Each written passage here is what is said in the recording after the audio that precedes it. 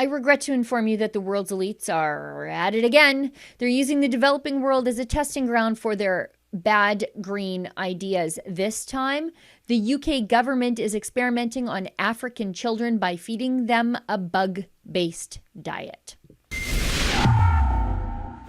I saw this article in LifeSite News and it absolutely turned my stomach, not just because of the content of the experiment the article addressed, but the absolute inhumane way that Western elites treat children in the developing world. It's a common theme with these people, though, especially with all of their green agenda ideas. They use the developing world as guinea pigs for their experiments. And it makes sense because the green agenda grows out of a mentality that there are just too many people on the face of the earth. These elites, of course, don't mean that there are too many humans like themselves. They mean, those people over there with all the kids and their families and their traditional social structures and traditional diets. There's too many of those people. They're disposable. Plus, they're way over there on the African continent, so we don't have to look at all their suffering we're imposing on them. Anyway, here's the thing that I found in LifeSite that was so appalling. Poor African kids are the subject of an experiment to determine whether regular bug consumption can improve their nutrition without consideration of potential inflammatory effects from insects. The UK government is funding an experiment to assess the effects of eating insect-based porridge foods on the nutritional status of children in Zimbabwe, a practice being pushed by environmentalists as a sustainable diet choice.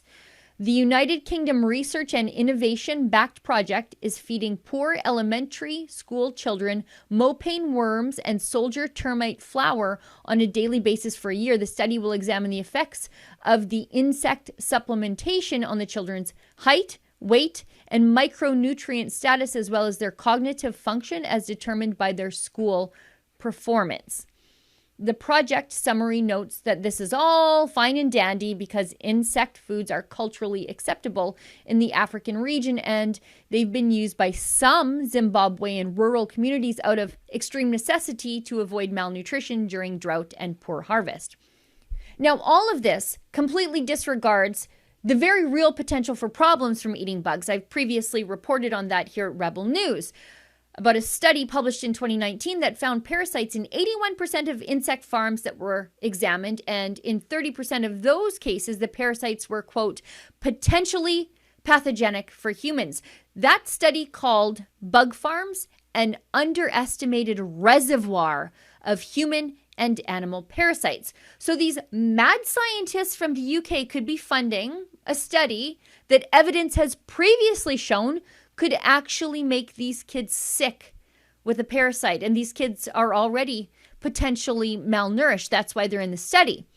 But why are we feeding these children bugs at all when we can give them chickens, which will eat the bugs?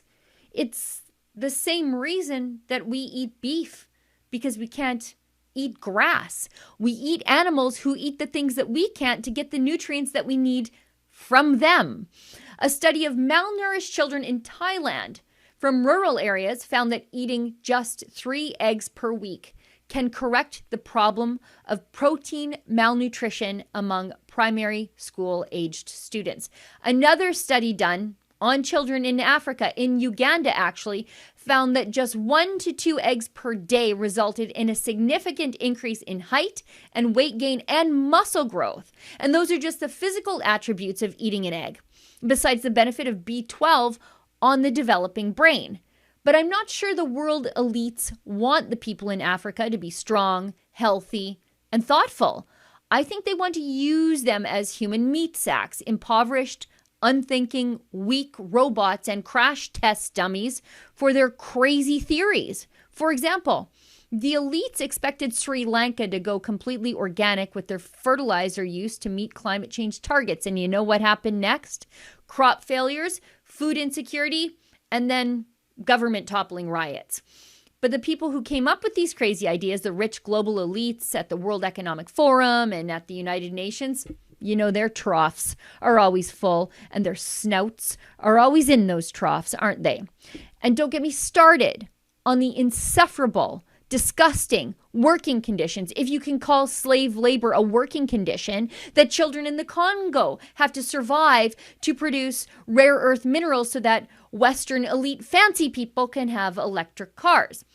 African nations are constantly disincentivized from developing their own natural gas resources, while 3.8 million people die prematurely each year on the African continent due to the effects of indoor air pollution, because 2.6 billion people in poor countries still burn wood, coal, charcoal, or animal dung indoors for cooking. These people get to cook their food over a turd, while some well-kept Norwegian or Canadian or Brit pats themselves on the back while reaping the benefits of fossil fuels for themselves. Africans, poor people, are just collateral damage in the first world's quest for a carbon-neutral future. And if a few kids die of cricket parasites along the way, well, that's just the price of going green. No thanks. No thanks. For Rebel News, I'm Sheila Gunn Reid. If you're like me, if you won't malnourish yourself to meet the climate targets of some prime rib eating world elite, please consider signing our petition at iwon'teatbugs.com.